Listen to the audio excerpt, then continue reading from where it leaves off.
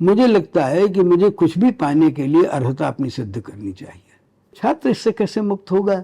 यदि वो जीवन में कुछ पाना चाहता है, अगर आप शोध करना चाहते हैं तो आपको ये तो प्रमाणित करना पड़ेगा कि आप शोध के लिए अर्ह हैं। शोध की अर्हता बदल सकते हैं, लेकिन शोध की अर्हता तो आपको सिद्ध करनी पड़ेगी। तरीके बदल सकते हैं, मापदंड का तरीका बदल सकता है, इसमें कोई बात नहीं, रूप रूप बदलते हैं, लेकिन मुख्य रूप से चीज नहीं बदलेगी। तो आपको अर्हता की परीक्षा आप दें या कोई आपको विवश करे, आप व्यवस्था से दें, लेकिन मैं समझता हूं कि ये तो एक सामाजिक और जीवन का ये दायित्व हमारा कि हम कुछ भी पाने के पहले हमको उसको अपनी अपनी अर्हता तो सिद्ध करनी ही होगी।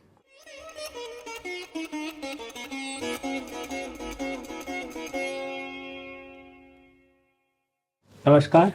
काश्मीर शिवाद्वैतवाद और अभिनव गुप्त पे बातचीत की श्रृंखला में मैं प्रसन्न प्रवीर आपका अगले सत्र में स्वागत करता हूं। हमारे साथ हैं डॉक्टर नजवीन रस्तोगी। इस सत्र में हम काश्मीर शिवाद्वैतवाद के बारे में कम और नवजीवन गुरुजी के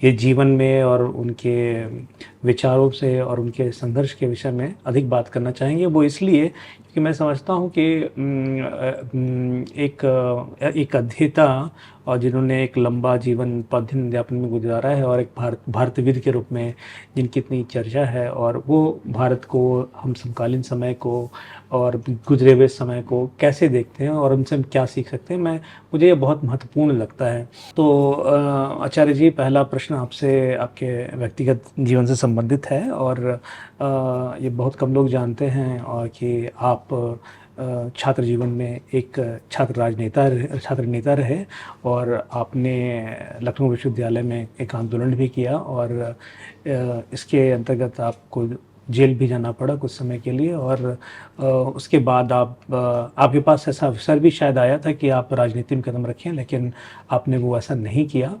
क्यों नहीं किया? और फिर आप अध्येता के रूप में आए, आपको क्या कठिनाई हुई? और मैं इस प्रश्न का एक दूसरा हिस्सा जो आप शायद बाद में देना चाहें वो ये है कि आपकी छात्र राजनीति को आप किस तरह देखते हैं? जैसे कि बीएचयू में स्टूडेंट काउंसिल है, स्टूडेंट यूनियन नहीं है। बहुत सी जगह आईआईटीज़ में स्टूडेंट यूनियन नहीं बन सकता है, कोशिश करते हैं कि ना बने, लेकिन जेएनयू में है, कहीं पर जगह है। और हम 1967 में फिर फ्रांस में छात्र की क्रांति हुई, 1974 में छात्र राजनीति संपूर्ण क्रांति हुई, उसके जो नेता बने और बहुत सारे को हम आज भ्रष्ट राजनेताओं के कोटि में गिनते हैं और उन्होंने कई लोगों ने सजा भी पाई। तो मेरा व्यक्तिगत रूप से ऐसा मानना है कि छात्र राजनीति एक अच्छी चीज़ नहीं है, क्योंकि उस समय छात्रों का अच्छा मानसिक विकास नहीं होता है, या वो दुनिया जितनी जटिल हो चुकी है उनकी जटिलताओं के बारे में पता नहीं होता है, और वो एक माध्यम बन जाते हैं, एक टूल बन जाते हैं कुछ बड़े लोगों के लिए जो शक्तिशाली हैं और पावरफुल हैं, और वो किसी तरह से अपनी बातें मनाना चाहते हैं, वो पर्दे में पीछे रखा है। जिसका मैं एक उदाहरण में अभी बांग्लादेश के आंदोलन को समझता हूँ, जैसी जानकारी मुझे शायद सही हो, कम तरफ हो, लेकिन जो मैं मानता हूँ ऐसा भारत में बहुत सारे लोग मानते हैं। मैं आपसे अब ये प्रश्न पूछना चाहता हूँ कि आपके समय स्थिति कैसी थी, आपका आंदोलन कैसा था, आपने कैसे देखा जीवन, और आप आज किस तरह देखते हैं, ये बताइए। आपके पिछले प्रश्नों की तरफ तरह से इसमें भी बहुत सारे प्रश्न हैं, तो मैं कोशिश करता हूँ प्रारंभ। एक देखिए, पहली बात तो ये कि मैं छात्र नेता नहीं था, मैं छात्र था, लेकिन मेरा ये मानना हमेशा रहा, और आपके प्रश्न पर तो मैं बात क्या आऊँगा कि व्यक्ति के रूप में जब हम छात्र को शिक्षित करते हैं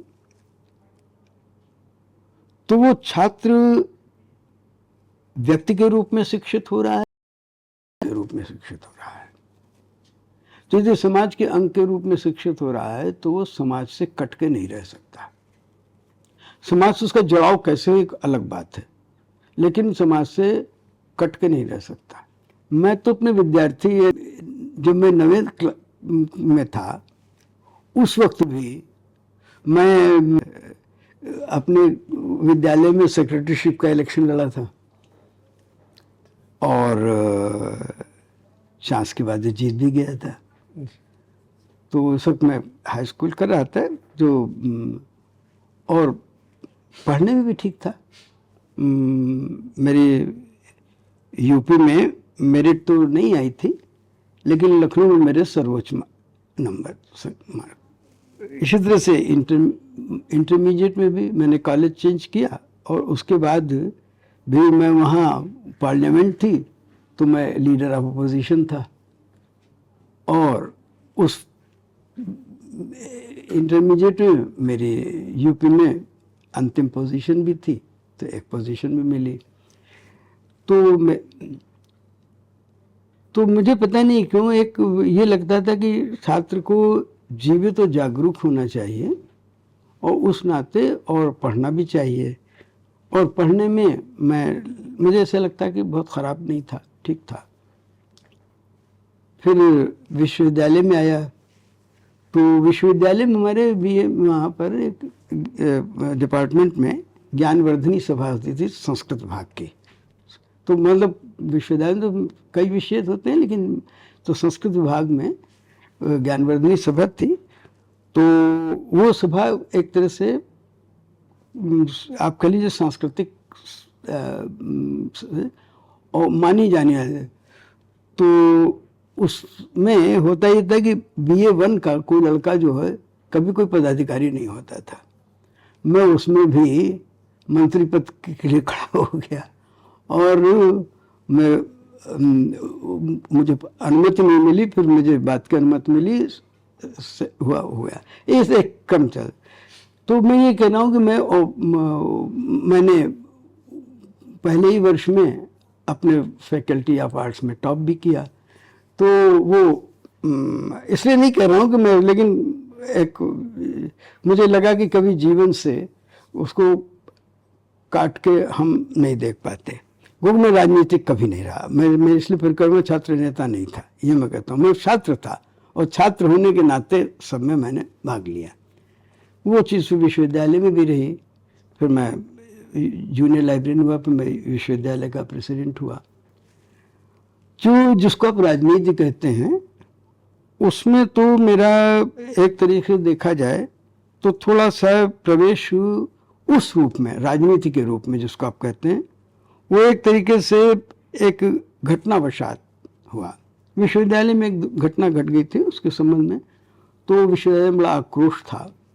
और उसके बाद ये हुआ कि विश्वविद्यालय में कई चीज़ें ऐसी सामने आई कि विश्वविद्यालय में कई जगह भ्रष्टाचार हो रहा है, कई चीज़। ये बहुत पुरानी बात है, अब इसके तुलना में तो उस वक्त तो सब कुछ बहुत अच्छा था, आदर्श था, लेकिन उस ज़माने में हम तो फिर उसमें हम लोग में ये हुआ कि नहीं, हम लोगों को इसमें पहल करनी चाहिए।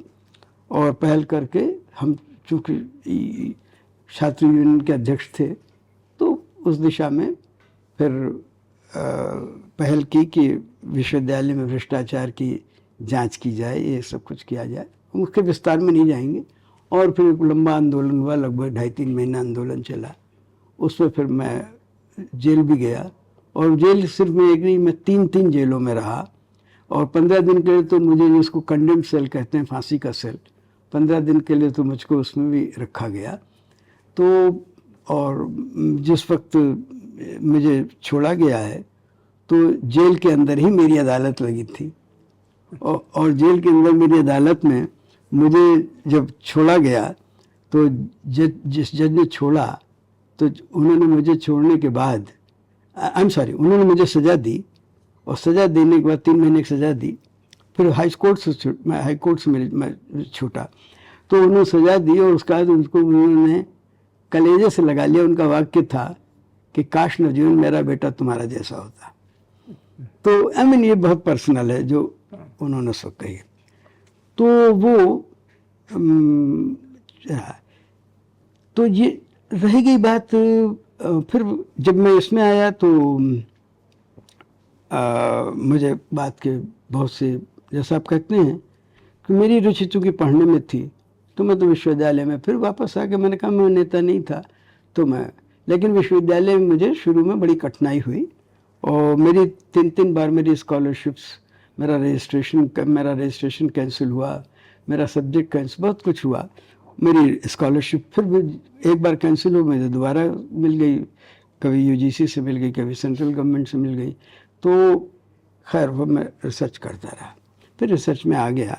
और उस समय मुझे तो मैं तो स्वयं, मुझे इस आंदोलन के क्रम में बहुत से राजनेताओं से परिचय हुआ, और उस क्रम में मैंने देखा कि लोग किस प्रकार से छात्रों को इस्तेमाल करने की कोशिश करते हैं। नेतागण उस जमाने में भी इस्तेमाल करते थे। अच्छा। हाँ, और वो चाहते थे कि जैसे कि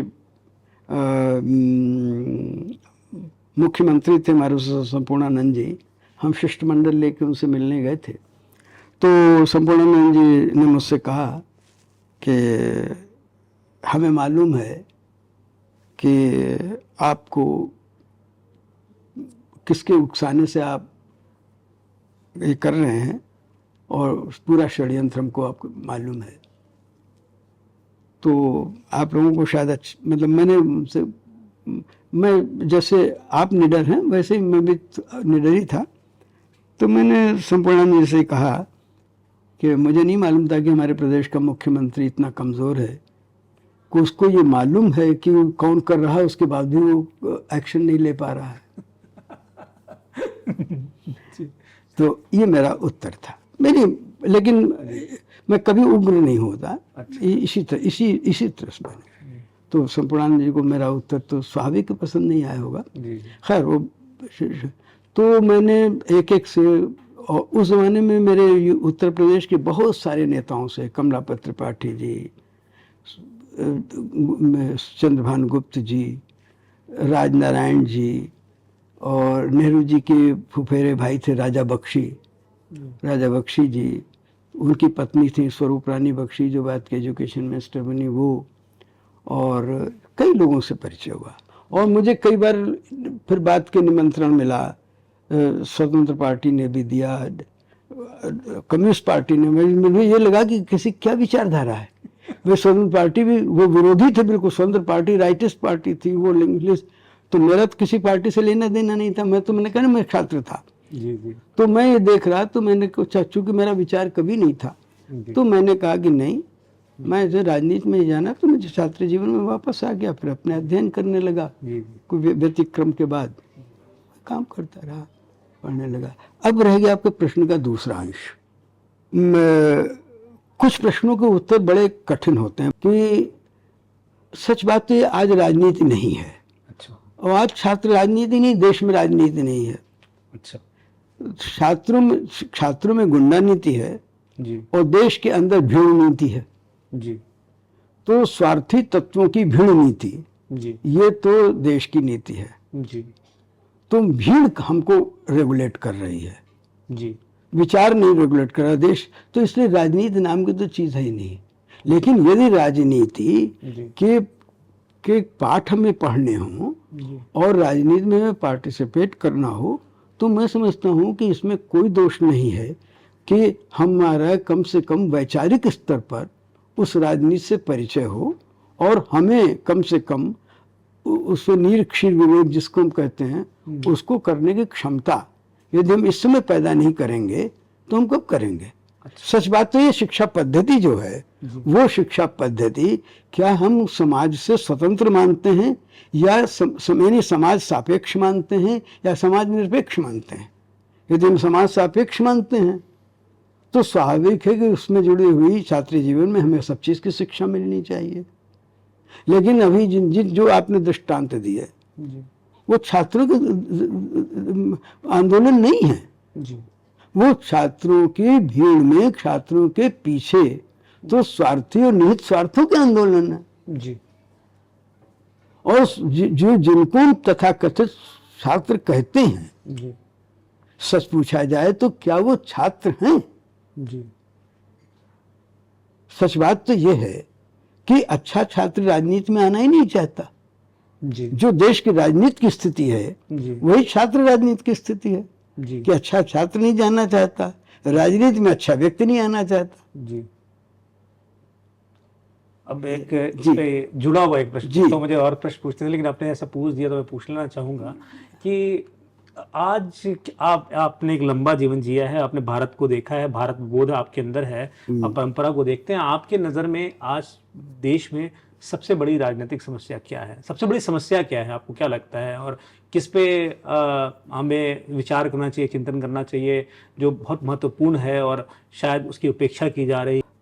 हमको तो लगता है कि एक ऐसी समस्या है जो हम जानते हुए भी शायद उसको स्वीकार नहीं कर रहे। हो सकता है एक तो मैं दो हिस्सों में, यानी समस्या एक है लेकिन उस समस्या को दो हिस्सों में बांट। एक तो ये सबसे बड़ी समस्या कि हम अपने अतीत से, मैं ये मानता हूं कि राष्ट्र तब बढ़ता है, देश तब बढ़ता है जब हमारी जड़ें गहरी, हमारे पुट्ठे मजबूत हों और हम भविष्य का भार उठा सकें। और भविष्य का भार उठा सके तो वो भार भी जो हो वो भार हमारे लिए न हो, हम सपना देखते हुए उसे फूलों की तरह उठाएं। ये मेरे सोचने का ढंग है। स्थिति ये है कि आज हम जब अतीत से कटने का अर्थ ये है कि हम अपनी जड़ों से कटते हैं। जब हम अपनी जड़ों से कटते हैं तो हम अपने बारे में नहीं जानते हैं। जी। अब जब हम अपने बारे में नहीं जानते हैं तो उसके दो परिणाम होते हैं। जी। एक परिणाम तो है कि हम अपने बारे में जान नहीं रहे हैं, तो हम आत्मनिषेध की प्रवृत्ति में पैदा होती है। जी। हम हर जगह अपना, जो दो चीजें, हम अपने को डिवैल्यू करते हैं, जी। अपने को डिनाई करते हैं, अपना निगेशन करते हैं। जी। तो ये जो आत्मनिषेध है हर जगह, जी। और जब आत्मनिषेध हम करते हैं, अपने अस्तित्व को नकारते हैं, जी। तो शून्य बनता है। उस शून्य को भरने के लिए हम क्या करते हैं? हम उधार मांग के लाते हैं। जी। हम आयातित करते हैं विचार को। तो विचारों का जो ये आयातन है जी। वो नकल है। जी। और वो दूसरी संस्कृति से आता है, दूसरे विचारों से आता है, दूसरे स्वार्थों से आता है। जी। तो चूंकि हम आत्मनिषेध करते हैं तो दूसरों की चरण सेवा में हम अपना महिमा मंडन करते हैं। अच्छा। ये उसकी अनिवार्य परिणति है। जी। और चूंकि सबसे बड़ी क्या होती है, जो व्यक्ति जिसका तर्क मजबूत होता है, जिसका मजबूत विचार, वो चिल्लाता नहीं है। जी। वो अपनी बात गंभीरता से कहता है, क्योंकि उसके तर्कों में दम होता है। यदि आप अपनी बात तर्कपुष्ट ढंग से कह सकते हैं तो आप, लेकिन जब व्यक्ति के तर्क में दम नहीं होता तो वो लाउड स्पीकर का सहारा लेता है। वो आपसे तर्क से बात नहीं करता, वो आपसे नारे और आवाज की जोर से बात करता है। यदि मैं कोई बात कह रहा हूं वो आपको ठीक नहीं लगे तो आप मुझसे नहीं कहेंगे नवजीवन जी आप ये गलत बात कह रहे हैं, आपकी बात इसलिए गलत है, आप हमारे, आप तो फासिस्ट हैं। आप तर्क नहीं देंगे, आप गाली देंगे या नारा देंगे। और ये पूरी राजनीति में, और राजनीति में नहीं, ये जीवन के दूसरी चीज जो है, इसका एक और भयंकर परिणाम हो रहा है, जो देश का सबसे बड़ा परिणाम हुआ है मैं समझता हूं आज के देश में। और वो ये है कि हमने, चूंकि हम शून्य हो गए हैं अपने विचारों से, अपनी मान्यताओं से, अपने विश्वासों से, तो क्या हो गया है कि हमें कुछ नहीं, तो हमने हर संस्था को राजनीतिकीकरण कर दिया है। हमारी कोई चीज ऐसी नहीं है।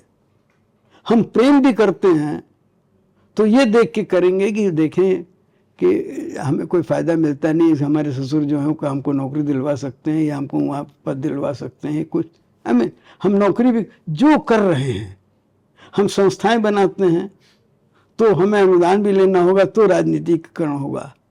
यानी हर जगह पर हमने हर चीज को, हमने राजनीति, हमारी मान्यताएं जो हैं, आज जो हमारा राष्ट्र का विमर्श है उसमें आप डिस्कोर्स देख लीजिए, हमारे देश में बुद्धिजीवी नाम की कोई संस्था नहीं है, ये मैं मानता हूं। यदि तथाकथित बुद्धिजीवी है तो बिका हुआ है, या तो उसने सरेंडर कर दिया है या वो अपने को बेचने के लिए तैयार है, और या इतना आत्मग्लानि से ग्रस्त है कोई एक किनारे में बैठा हुआ अपने मरण की प्रतीक्षा कर रहा है। तो ये स्थिति है। तो ये राजनीति भी स्वस्थ नहीं है, वो लेने देने की राजनीति है। ये बड़ी बड़ी बड़ी अजीब चीज है। राजनीति है, राजनीति का व्यवसायीकरण है, यानी एक चीज से दूसरी चीज जो है वो बिल्कुल जुड़ी हुई है।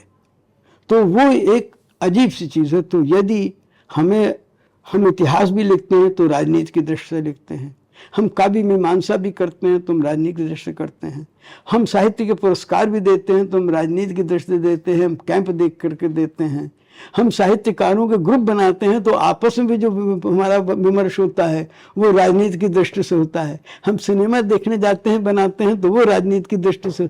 कौन चीज़ ऐसी है जो हमने राजनीति से उसको दूषित न कर दिया? तो ये में समस्या तो एक ही है। वो समस्या ये है कि हम आत्म संस्कार, चूंकि हम अपनी परंपरा से च्युत हैं, अपने मूल्यों से च्युत हैं, हमको अपने बारे में ज्ञान नहीं है, हम परंपरा में रूटेड नहीं हैं, मूलित नहीं हैं, इसलिए हम शून्य में हैं। और शून्य में होने के कारण हम इधर उधर भटक रहे हैं, और भटकने के लिए हम सारी चीज़ें अपने ऊपर आरोपित कर रहे हैं, और इसलिए हम आत्मनिषेध का जीवन जी रहे हैं। ये स्थिति है। बहुत अच्छे गुरु जी, आपने तो बहुत डिटेल से बताया। लेकिन आपके का जो सवाल ये है कि आपने राजनीति का एक जो कोनोटेशन ये है कि एक ख़राब चीज़ है, जो शायद आप ये कहना चाह रहे हो कि अभी ख़राब हो गई है, लेकिन ये मूलतः ख़राब नहीं है। हम इस पर आते हैं, इस पर शायद चर्चा और करेंगे। लेकिन मैं आपके लंबे अध्ययन अध्यापन जीवन से संबंधित मैं आपसे कुछ नई चीज़ें साझा करना चाहता हूँ, उस पर आपके विचार जानना चाहता हूँ। मेरे अल्मा मेटर IIT दिल्ली में एक कम बड़ी समस्या ये है कि छात्र क्लासों में नहीं आते, वो अनुपस्थित रहते हैं। लंबी क्लास में एक दिन कोई 5 आदमी आए, अगले दिन कोई 5-10 आदमी आए। बहुत सारी जगह में और बहुत सारे अन्य संस्थानों में अब उन्हें ये लगता है कि हमने एक इंट्रेंस एग्जामिनेशन पार कर लिया या हम कॉलेज में दाखिला ले लिया तो ज्ञान के प्रति श्रद्धा कम हुई है। उसका एक और कई बार ऐसा भी होता है कि क्लास में लोग लैपटॉप लेकर या मोबाइल लेकर जाते हैं और उधर ध्यान देते हैं और विमर्श नहीं करते हैं। और जो अध्ययन करने का जो स्वरूप था और उसके मूल्यांकन का स्वरूप भी बहुत बदल गया है। अब बहुत सारे लैपटॉप पे बेस्ड टेस्ट होते हैं, ऑनलाइन बेस्ड टेस्ट होते हैं, उसको देखा जाता है।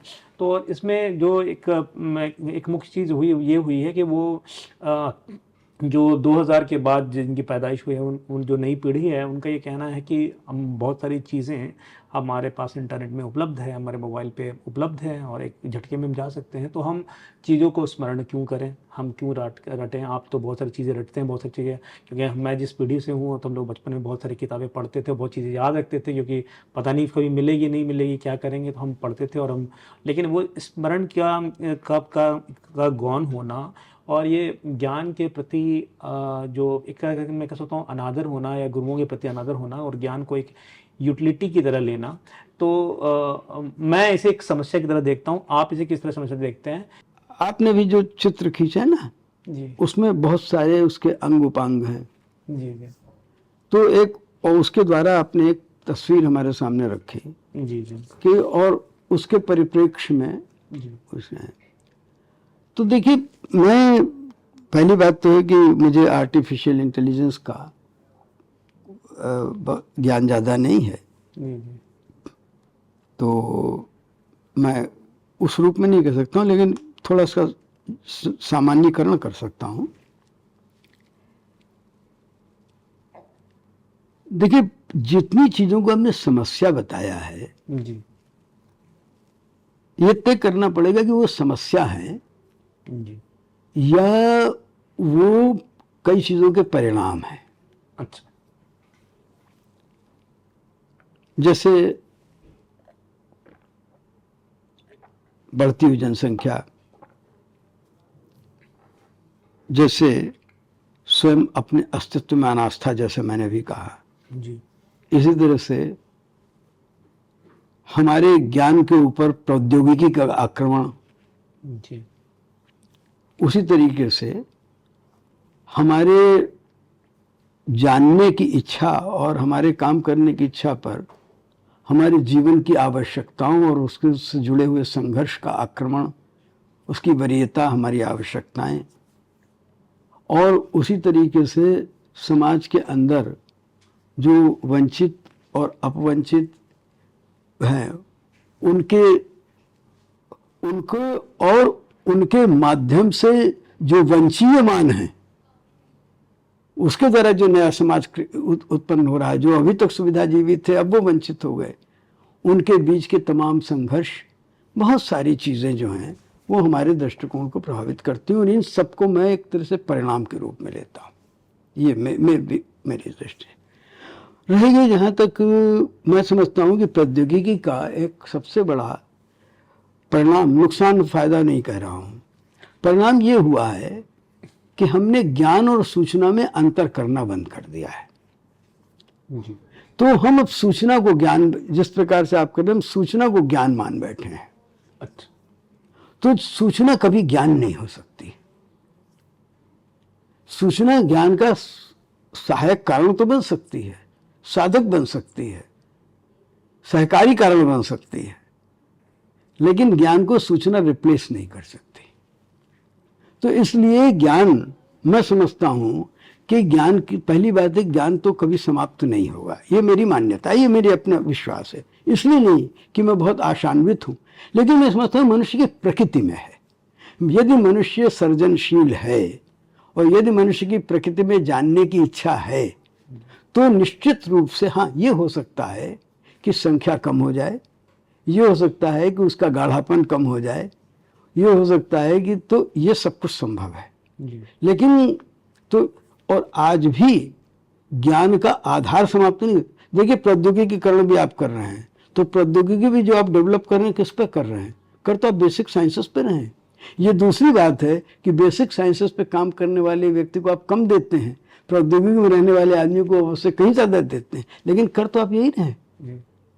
हाँ, तो इस दृष्टि से ज्ञान समाप्त नहीं होगा। दूसरी चीज़ है, ज्ञान को पाने के क्या तरीके होंगे, स्मरण इत्यादि एक तरीका है। ज्ञान को जानने का या पाने का क्या तरीका होगा, ये तो जानने वाला व्यक्ति स्वयं निर्धारित करता है। मैं समझता हूँ, मैं अपने छात्रों से भी ये कहता हूँ, अपने से, क्योंकि जब मैंने काम शुरू किया, ये करता हूँ आज भी, तो मैंने निश्चित रूप से मैंने अभिनवगुप्त से भी सीखा है, अपने गुरुओं से भी सीखा है, इतने आचार्यों के संपर्क में आया हूँ, सबसे कुछ न कुछ सीखा है, लेकिन उसके बावजूद पढ़ने का तरीका और पद्धति तो मैंने स्वयं अपनी विकसित की है, और उसी के नाते में विकसित कर, और मुझे लगता है कि हर व्यक्ति इसका काम करता है, वो अपनी पद्धति स्वयं विकसित करता है।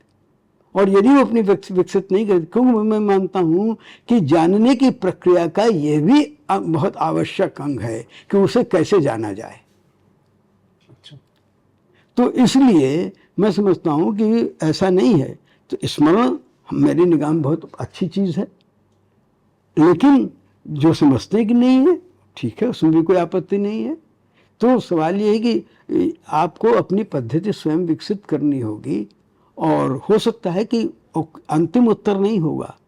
आज आप एक जगह शुरू करते हैं, कल आप हो सकता है लौट करके जहाँ से आपने शुरू किया था फिर वापस आ जाओ, लेकिन नहीं, वही पद्धति बेहतर थी। तो ये बहुत सारी चीज़ें होंगी, ये अपने अनुभव पर निर्भर करेंगी। आकलन के विषय में क्या विचार है कि अब छात्रों का मूल्यांकन हम ना करें, छोड़ दें, और जहाँ पे वो जिस तरह नौकरी के लिए जाएं या जिस तरह जो ले जाते हैं वहाँ पर उनकी अर्हता या उनकी योग्यता निर्धारित की जाए यूनिवर्सिटी में? नहीं, देखिए, ये प्रश्न का उत्तर शायद मैं देने का बहुत पात्र नहीं हूँ। एक मेरी दृष्टि हो सकती है, तो मेरी दृष्टि तो ये है कि वो छात्रों के बारे में नहीं है जी। मुझे लगता है कि मुझे कुछ भी पाने के लिए अर्हता अपनी सिद्ध करनी चाहिए। ये मेरा जनरल आंसर है जी। यदि हम व्यवसाय करना चाहते हैं तो मुझे सिद्ध करना चाहिए कि मेरे में व्यावसायिक बुद्धि है और मैं उसको करने में समर्थ हूँ। यदि हम नौकरी करना चाहते हैं, हम चौकीदारी भी करना चाहते हैं, तो हमें सिद्ध करना चाहिए कि हम बिना सोए बिना जागे हम 8 घंटे तक की ड्यूटी दे सकते हैं।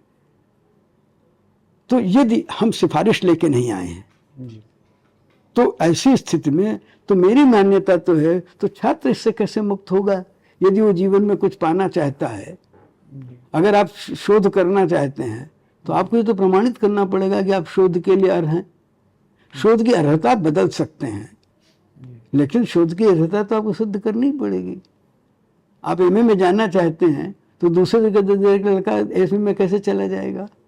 उसको तरीके बदल सकते हैं, मापदंड का तरीका बदल सकता है, इसमें कोई बात नहीं, रूप बदलते हैं, लेकिन मुख्य रूप से चीज नहीं बदलेगी। तो आपको अर्हता की परीक्षा आप दें या कोई आपको विवश करे, आप व्यवस्था से दें, लेकिन मैं समझता हूं कि ये तो एक सामाजिक और जीवन का ये दायित्व हमारा कि हम कुछ भी पाने के पहले हमको उसको अपनी अर्हता तो सिद्ध करनी ही होगी। इस प्रश्न पर हम थोड़ा और आएंगे आपके आखिरी प्रश्न के समय, लेकिन उस आखिरी प्रश्न से पहले एक छोटा सा प्रश्न ये है कि अपने लंबे जीवन काल में आप किन मनीषियों से, किन विभूतियों से मिले या बहुत प्रभावित हुए? आप किन गुरुओं का पुनस्मरण करते हैं? कौन से साथी रहे हैं जिन्होंने आपको बहुत प्रभावित किया, जिनको आप उल्लेख करना चाहेंगे और जिनको आपको लगता है कि उन्होंने बड़ा महती योगदान दिया? इस संदर्भ में कुछ बताइए। सर, मैं एक मायने में बहुत भाग्यशाली जी। और वो भाग्यशाली ये रहा हूं कि मुझे बचपन से बहुत अच्छे गुरु मिले जी। और मेरे में कुछ भी अच्छाई यदि है जी। तो मैं विनम्रता के भाव से नहीं कह रहा हूं, मैं फील करता हूं वो या तो मेरे माता पिता के कारण है या मेरे गुरुओं के कारण है। जी। खराबियां जितनी वो मेरे कारण है। जी। तो वातावरण कारण है नहीं जो मैंने उससे, लेकिन तो बचपन से ही मुझे देखिए कुछ तो ऐसे गुरु, और ये कहना कि मतलब गुरुओं में भी मैं तुलना नहीं करना चाहता हूँ क्योंकि सबसे अलग अलग मैंने लिया है। जी। एक्चुअली उस वक्त तो अभिनव गुप्त मेरे सामने नहीं थे, लेकिन मुझको लगता है कि कहीं ना कहीं ये बात रही होगी क्योंकि अभिनव गुप्त ने अपना जो वो रखा है अपने को, अपना जिसको आप कहते हैं कि मूल वाक्य या आदर्श वाक्य जो उन्होंने रख छोड़ा है, वो है कि कल्लट को कोट करते हैं अपने पूर्व गुरु हैं कि आतपनाम मोटकांतम यस्य में गुरु संतति तस्मात् सर्व शिष्य नोपदेश दरिद्रता, कि तपन से लेकर मोटक तक, यानी टॉम से लेकर के हेरी तक सब मेरे गुरु हैं। अच्छा। और ऐसा कोई नहीं जिससे मैंने कुछ न सीखा। अच्छा। तो मैं तो ये भी मानता हूँ मैं अपने विद्यार्थियों से भी सीखता हूँ। जी। जी। मैंने अपने विद्यार्थियों से बहुत सीखा। तो एक तो ये जनरल स्टेटमेंट है। बचपन में मैंने अपनी पुस्तकें उनको समर्पित भी की हैं। तो पंडित हीरा वल्लभ जी, पंडित जनार्दन पांडे, इन्होंने मेरा विद्या आरंभ उन्होंने कराया, हीरा वल्लभ पांडे जी ने। फिर जनार्दन पांडे जी ने मुझे प्रारंभ में, मैंने शुरुआत में एक्चुअली मैं स्कूल देर से गया, तो मेरी शिक्षा मैं ससुराल में मेरे घर का शैक्षिक वातावरण नहीं था। मेरे पिता व्यवसायी थे, तो लेकिन विद्या के प्रति उनका अनुराग बहुत था। जी। और मैं समझता हूँ कि विद्या का पहला संस्कार मुझे अपने पिता से मिला। जी। जी। तो वो ज़्यादा पढ़े लिखे भी नहीं थे। जी। लेकिन संस्कार वहाँ से मिला। और उन्होंने मतलब ये कि तो, और पंडित जगन्नाथ पांडे जी ने मुझ में तर्क शक्ति का खूब विकास किया और संस्कृत व्याकरण में भी मेरी दृष्टि उन्होंने, हाई स्कूल में मैं उल्टी बात होती है, मैं विश्वविद्यालय में आया तो मैं संस्कृत बोलना भूल चुका था। मैंने बोलना भूल गया मैं विश्वविद्यालय में रहने में, और जब मैं विश्वविद्यालय आया तो मैं संस्कृत धारा प्रवाह बोलता था। तो ये अपने गुरुओं के कारण। तो इन लोगों ने मुझे खूब पढ़ाया। उसके बाद मुझे मतलब फिर इंटर में भी मुझे अच्छे टीचर मिले, इसमें कोई संदेह नहीं। बीए में आके फिर मुझे विश्वविद्यालय के कुछ अध्यापकों ने बहुत प्रभावित किया। उसमें नहीं, वो एक युग था जिसमें कि हमारे विभाग में सब टीचर बहुत अच्छे थे, एक आध को छोड़ करके। मतलब अच्छे टीचर नियम थे, खराब टीचर अपवाद थे। अच्छा। तो ये कहना कि मैं किसको अच्छा कहूँ, लेकिन उसके बावजूद भी जिन लोगों ने प्रभावित किया उसमें मुझे प्रारंभ में तो डॉक्टर अतुल चंद बनर्जी ने बहुत प्रभावित। ज्ञान प्रसाद दीक्षित जी व्याकरण पढ़ाते थे, विलक्षण पढ़ाते थे। बहुत अच्छे अध्यापक थे।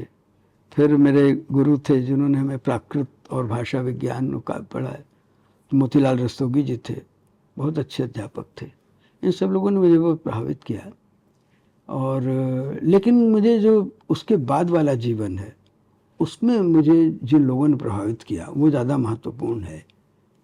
तो एक तो प्रोफेसर कांचन पांडे जी ने, प्रोफेसर कांचन पांडे जी ने एक हमारे सामने एक मॉडल था, उनका काम हमारे सामने एक आदर्श के रूप में था।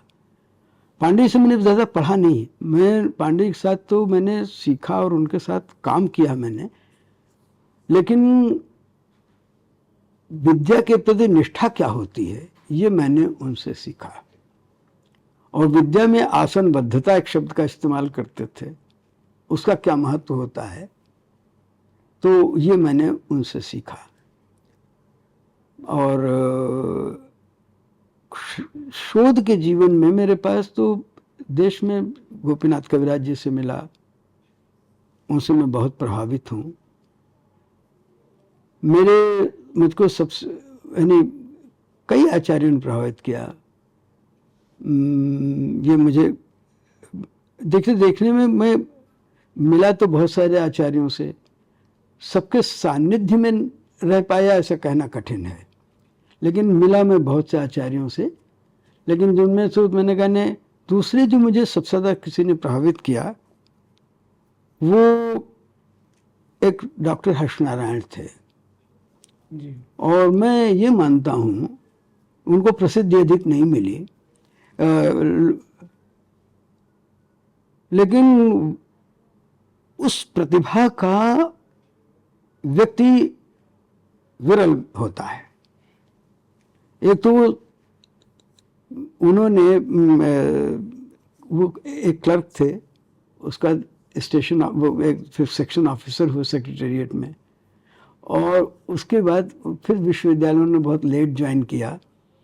संस्कृत विभाग से उन्होंने एमए किया था, पीएचडी दर्शन विभाग से किया, तो अलग अलग।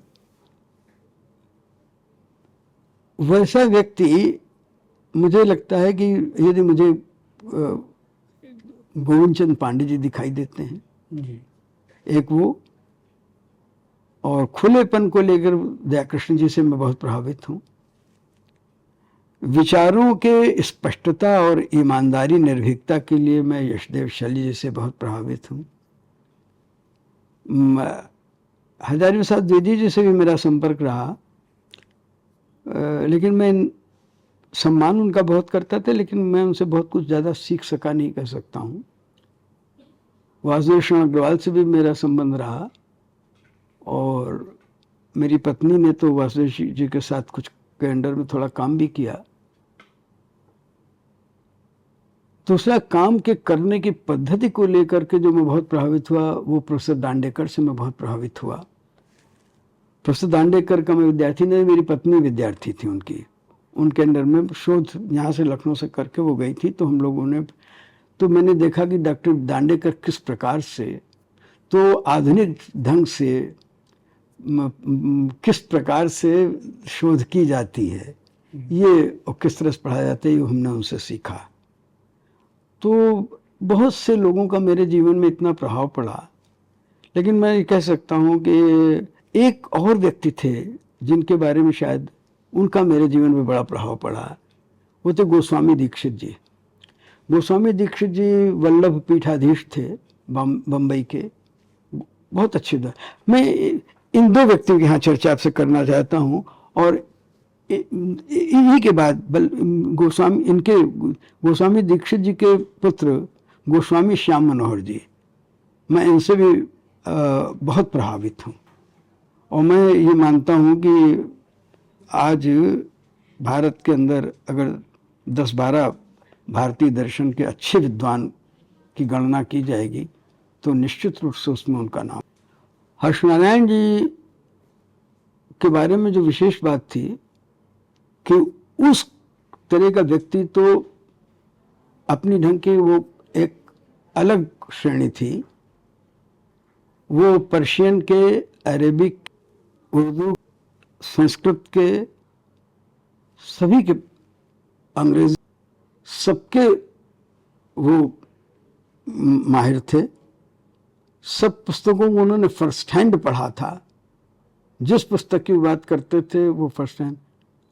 और अरेबिक से, यानी उन्होंने एक लेख लिखा था वेदों की as per from Arabic sources. अच्छा। हाँ, तो फिट्जराल्ड की रुबाइयों का उन्होंने पर्शियन से डायरेक्ट ट्रांसलेशन किया था संस्कृत में। और भारतीय संस्कृति और दर्शन में जिस तरह से मौलिक रूप से वो सोचते थे, मुझे मतलब वो उनके बारे में मेरा उनका बड़ा लंबा संबंध रहा, लगभग 20-22 वर्षों का। मैं उनके बारे में एक ही बात कह सकता हूँ, हर वीक में एक बार मिलता था। मैं नहीं कह सकता हूँ कि कोई भी, जब भी मैं उनसे मिला हूँ मैंने कोई बात नई न सीखी।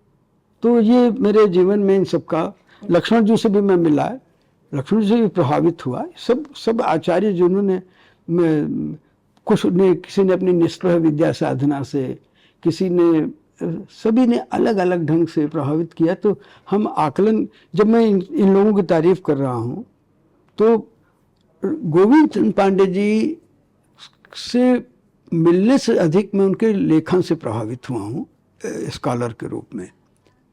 और जिस स्तर पर वो चीज़ का विश्लेषण करते हैं, पहले मैं सोचता था कि भारत में मौलिक चिंतन नहीं होता, लेकिन गोविंद चंद पांडे जी को पढ़ने के बाद मुझे लगा कि नहीं, मौलिक चिंतन तो होता है। यशदेव शल्य जी को पढ़ने के बाद हमें लगा कि मौलिक चिंतन तो होता है। शल्य जी ने मुझे अपनी भाषा में सीखने और लिखने और सोचने की प्रेरणा दी। तो ये बहुत सारे लोग हैं मेरे जीवन में, और मैं इनके ऋण से कभी ऋण नहीं हो सकता हूँ। गुरु जी, अब आखिरी प्रश्न पर आते हैं। जो प्रश्न हमने पहले सत्र में की थी और वो अनुत्तरित रह गया था, वो ये थे कि आप अभिनव गुट पर एक विश्वविद्यालय की संकल्पना करते हैं और आप इसे अतिशयोक्ति नहीं मानते। तो मैं आपसे जानना चाहता हूँ कि उसकी अब संकल्पना किस तरह करते हैं, कैसे विवाह होंगे, कैसे प्राध्यापक होंगे, क्या होंगे, क्या विशेषताएं होंगी, क्या परिणाम होंगे, क्या आप बताइए उसके कुछ। एक आध बात अभिनव गुट के बारे में कहना चाहता हूँ, प्रशंसा स्तुति के रूप में नहीं। जब हम किसी आचार्य को या व्यक्ति को विश्वस्तर का आचार्य मानते हैं तो उसमें हमें कुछ विश्वस्तरीय गुणों की भी बात करनी पड़ेगी जी। हम यदि कहते हैं कि अभिनव गुट विश्व दृष्टा थे या थे, तो वर्ल्ड फिलोसफर के रूप में, तो इन चीज़ों को देखने के लिए तो पहली बात तो ये है कि अभिनव गुट के बारे में हमें जानना चाहिए कि एक व्यक्ति हमारे सामने है, पूरे इस बारे में तुलना नहीं कर रहा हूँ, लेकिन एक दार्शनिक के रूप में या एक विचारक के रूप में, दार्शनिक शब्द कहते तुम जरा थोड़ा, लेकिन एक विचारक के रूप में जो हमारे सामने एक पूर्ण दर्शन देने की बात कर रहा है, ये बहुत महत्वपूर्ण बात है। और जो वो पूर्ण, और केवल पूर्ण दर्शनी की बात नहीं कर रहे हैं, एक व्यक्ति के रूप में भी जितने आयामों को वो अभिसिंचित और पुष्ट कर रहे हैं, वो उस तरह का भी व्यक्तित्व पूरे भारतीय वाङ्मय में विरल है। होंगे, मैं नहीं कहता हूँ कि कालो एवं निर्वध विपुला, क्या कालो एवं निर्वध विपुला च पृथ्वी, होंगे, लेकिन मेरी सूचना में नहीं है। तो जब इस दृष्टि से देखते हैं तो जितनी चीज़ों को कवर करते हैं, अब आपने चूक प्रश्न उठाया है, तो देखिए हम उन्हें कहना उनके व्यक्तित्व की चर्चा नहीं कर रहे हैं इसलिए छोड़ देते हैं, लेकिन हमारे यहाँ जब हम इस तरह के जब आचार्यों की बात करते हैं तो ये व्यक्ति नहीं है। पहली बात, हम इन आचार्यों को संस्था मानते हैं। पाणिनि मेरे लिए व्यक्ति नहीं है। परंपरा पूरी तरह से उनमें मूर्तिमती होती है। पाणिनि जिस समय उत्पन्न हो रहे हैं उस समय तक व्याकरण की सारी परंपरा पाणिनि में अंतर्सात हो चुकी है और वो उसको जी रहे हैं। उसकी परीक्षा कर रहे हैं और उसके बाद उसको रूप दे रहे हैं। ये तो हमारे यहाँ जब, इसीलिए इतने बड़े बड़े, कभी हमको इस पर विचार करना चाहिए। मैं जब ये बात करता हूँ तो एक प्रश्न इससे भी जुड़ा हुआ है, इसको भी आप जोड़िए, सोचिएगा। क्या कारण है कि हमारे देश में इतने बड़े आचार्य हुए एक कालखंड में? पाणिनि होते हैं, उसके बाद कात्यायन होते हैं, उसके बाद पतंजलि होते हैं, एक एक नहीं, चाहे जहां उठा लीजिए। जब जो न्याय में हम आते हैं तो हमारे पास पूरी की पूरी आचार्यों की, प्रथम श्रेणी के आचार्यों की एक लंबी श्रृंखला है। उदयन भी हैं, जयंत भट्ट भी हैं, गौतम भी हैं, वाचस्पति मिश्र भी हैं। ध्यान दीजिएगा, कभी दो आदमी बड़े विरल हैं हमारे यहाँ मुख्य रूप से। एक जैसे अभिनवगुप्त मैं दूसरी दृष्टि से लेता हूँ, एक वाचस्पति मिश्र, वो दूसरे ढंग से। वाचस्पति मिश्र भी न भूतो न भविष्यति, जिस तरह के वो व्यक्ति हैं। एक एक आदमी 6 दर्शनों पे कमेंट्री कर रहा है, और जिस वो टीका लिख रहा है तो केवल टीका ही नहीं लिख रहा है, वो नए शास्त्र का निर्माण कर रहा है, मौलिक योगदान दे रहा है। और अपने ही जैसे मान लीजिए वो सांख्य के रूप में चर्चा कर रहे हैं, तो वहां पर वो बौद्धों वो जाकर न्याय की आलोचना करेंगे, और न्याय में जाकर वो सांख्य की आलोचना कर रहे हैं, विष्णु जब दोनों वो टीका लिख रहे हैं। तो इस प्रकार से एक इतने गंभीर मानुषिक अनुशासन का होना कि हम एक परंपरा में जब जाते हैं तो हम सिर्फ उस परंपरा के हो करके काम करें, और प्रथम श्रेणी का नहीं, उससे भी ऊपर की श्रेणी का काम करें, तो ये बड़ी भारी बात है। तो ये इन व्यक्तियों को मैं संस्था मानता हूँ, व्यक्ति नहीं मानता हूँ। और ये हमारी शिक्षा पद्धति और अध्ययन प्रणाली का कोई ट्रिब्यूट है कि वो इस प्रकार के व्यक्तियों को उत्पन्न कर पाए। हम आज नहीं कर पाते। एक व्यक्ति जो हमारे सामने हो, आज जब हम देखते हैं सामान्य परिवेश में, तो वे भी देखिए कि स्वतंत्रता के पूर्व तो हमारे पास, हमने परतंत्रता के काल में फिर कुछ लोगों को उत्पन्न किया,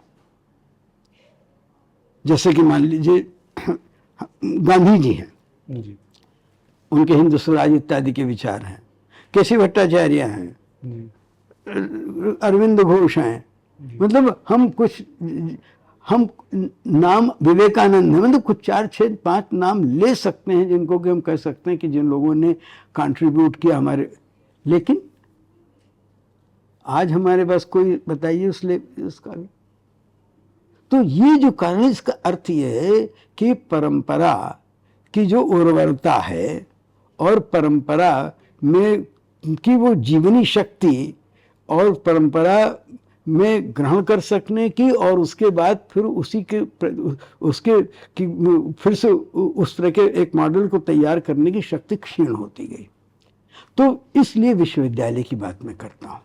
यदि हमें बात करनी है और अभिनवगुप्त के विचार में हम यदि कुछ पाते हैं, वो लगता है, तो अब देखिए विश्वविद्यालय की क्या स्थिति होती है। आपने अभिनवगुप्त जब काम कर रहे हैं, अभिनवगुप्त का क्षेत्र आप जानते हैं, अभिनवगुप्त दर्शन में काम कर रहे हैं, अभिनवगुप्त काव्य में काम कर रहे हैं, अभिनवगुप्त तंत्रों पे काम कर रहे हैं। अभिनवगुप्त जो हैं वो अनुष्ठान, जिसको हम कहते हैं कि जिस कर्मकांड का यानी तंत्रों का क्रियात्मक रूप है, उसमें भी वो काम कर रहे हैं। साधना की परंपरा में भी वो पूरी तरह से निष्ठित हैं। योग, परम योगी भी हैं, वो योग भी हैं, भक्त भी हैं, वो म्यूजिशियन भी हैं, संगीतज्ञ भी हैं, वो अभिनेता भी हैं, उसके बाद वो कला शास्त्री भी हैं, वो संगीत शास्त्री भी हैं। और मैं इसलिए नहीं कि मैं तारीफ कर रहा हूं, नाट्याध्यायों में उनके इनपुट्स हैं, वो क्रिटिसाइज कर रहे हैं आचार्यों को, अपने गुरु से एग्री करते हैं, डिसएग्री करते हैं, प्रमाण देते हैं। तो ये वो संगीतज्ञ भी हैं, वो वास्तुशास्त्रज्ञ भी हैं। तो इसी तरीके से अब है कि जब उनमें सारी चीजें, वो व्याकरण भी हैं, तो जितने क्षेत्रों को अब हम इन सारे क्षेत्रों को जब हम लेते हैं, अब आप देखिएगा अगर हमको मान लीजिए अभिनव गुप्त के थाट को या कश्मीर को पढ़ना है तो हमारे सोर्सेस क्या है? हमारे सोर्सेस हैं आप केवल हम जो किताबें जो हमने लिखी, हमारे जो आज पुस्तकें हैं, पहली बात आज भी संपूर्ण साहित्य प्रकाशित हो गया है नहीं कहा जाएगा, क्योंकि बहुत कुछ प्रकाशित हो गया है, काफी कुछ प्रकाशित। दूसरी चीज है जितना साहित्य प्रकाशित हो गया वो संपादित हो चुका है नहीं, मुश्किल से 3-4 किताबें संपादित हुई हैं। कुछ किताबें तो आप समझिए कि जो सबसे महत्वपूर्ण ग्रंथ हैं उनका तो संपादन और अध्ययन शेष है। हमने उनकी विवृति विमर्शनी मैं कम से कम मैं कह सकता हूं मैं बहुत जगह नहीं समझता हूं। देश में कितने लोग समझते होंगे मुझे नहीं मालूम, मैं किसी की योग्यता पे संदेह नहीं कर रहा हूं, लेकिन अपनी योग्यता पे तो संदेह नहीं, अपने ज्ञान पे तो मुझे पूरी तरह से निश्चय है कि मैं नहीं समझता। अभिनव भारती का एक अभी भी हमारे पास कोई संस्करण नहीं है। अभिनव भारती का प्रामाणिक अनुवाद हमारे पास नहीं है, एक नहीं। फिर उसके बाद हमारे पास ये ग्रंथ किन किन भाषाओं किन किन लिपियों में है। हमारे पास पूरी की कश्मीर शैव परंपरा जिसको हम जब अभिनव गुप्त हम संस्था की बात कर रहे हैं, हम पूरी कश्मीर शैव परंपरा के ग्रंथ हमें कितने मिलते हैं? हमें नेवारीज में मिलते हैं, हमें ग्रंथ लिपि में मिलते हैं, हमें कन्नड़, हमें तेलुगु में मिलते हैं, हमें इसमें मिलते हैं, मैं कहना चाहिए कि शारदा में मिलते हैं। तो इन लिपियों को पढ़ना, इनको रूपांतरण करना, इसके बाद हमें इनका अध्ययन करना, एडिट करना, स्टडीज करना। उसके बाद अब आइए, एक नहीं हम जिस समय चर्चा करते हैं, अब आइए एक प्रसंग, एक नहीं एक लगातार हम जहाँ पे हम ग्रंथों को पढ़ना शुरू करते हैं। तो मैंने कल भी उस बात कही थी कि बौद्ध दर्शन के बौद्धों की तांत्रिक परंपरा के कई ग्रंथ ऐसे हैं जिनके के बारे में बौद्ध परंपरा में उपलब्ध नहीं है, जो कि जिनकी चर्चा अभिनव गुप्त करते हैं। हम उनके संबंध में, उनके बारे में हम जानना चाहें तो कैसे जानें? अभिनव गुप्त हम उनके आलोचना बौद्धों के साथ उनकी आलोचना प्रत्यालोचना होती है, भर्तृहरि की पूरी परंपरा के साथ वो आलोचना प्रत्यालोचना भी करते हैं, उसको आगे भी बढ़ाते हैं, व्याकरण की परंपरा को आगे बढ़ाते हैं, लिपि शास्त्र की परंपरा, भाषा विज्ञान के ऊपर तो अभिनव का जो काम है हम लोगों ने किसी ने चर्चा ही नहीं की है। वो इतने महत्वपूर्ण काम है कि मैं शायद बड़ी बात होगी क्योंकि मैं चाम्स्की को पूरी तरह से नहीं जानता हूँ, जो भी पढ़ा है तो मुझे लगता है कि शायद चाम्स्की वगैरह सब पीछे छूट जाते हैं जिस प्रकार से वो उसके। तो जब आप देखते हैं, इनका फैलाव आप जब देखते हैं, इन कलाओं को देखते हैं, इस तरह से इनके इतिहास को देखते हैं, इनके देश जब अभिनव चर्चा करते हैं तो अभिनव केवल अगर किसी नाट्य शैली की बात कर रहे हैं तो वो केवल एक नाट्य शैली की बात नहीं कर रहे हैं, वो ये कहते हैं ये नाट्य शैली उत्तर भारत में इस प्रकार चलती थी, दक्षिण भारत में इस प्रकार चलती थी, आज के 500 वर्ष पूर्व इस प्रकार चलती थी, इस आचार्य के इस प्रकार चलती थी। तो जब इस प्रकार की आप समझिए कि उनके सिर्फ नाट्य प्रयोगों को, अंगहारियों, उनके अंग उसको कहते हैं करणों को लेकर के पद्मा सुब्रमण्यम जी ने भी उनका अध्ययन किया है, और वो सब 2-3 मंदिरों के बृहदेश्वर और चिदम्बरम इत्यादि के मंदिर का अध्ययन, और उनको हमने पद्म विभूषण से सम्मानित किया है। तो मैं ये बता रहा हूँ कि जिस वक्त आप नाट्य की विधियां, नृत्य की विधियां, संगीत की विधियां, हमारे जिसको हम ये कहते हैं कि हमारे आतोद्य यानी वाद्य, ये सारे इन एक एक चीज को लेकर के जिसको हम बात करते हैं, तो जब यूनिवर्सिटी जब हम बनाते हैं तो हम हमारे डिपार्टमेंट की कमी नहीं है, पूरी की पूरी व्याकरण की परंपरा, इसमें फिर हमारे सामने इतिहास की भूगोल की परंपरा, उस समय क्या भूगोल रहा होगा, किस प्रकार से किस प्रकार इंटरेक्शन हुआ है, इतिहास के तमाम प्रश्न जो अनुत्तरित हैं, हम उनकी कड़ियाँ ढूंढना।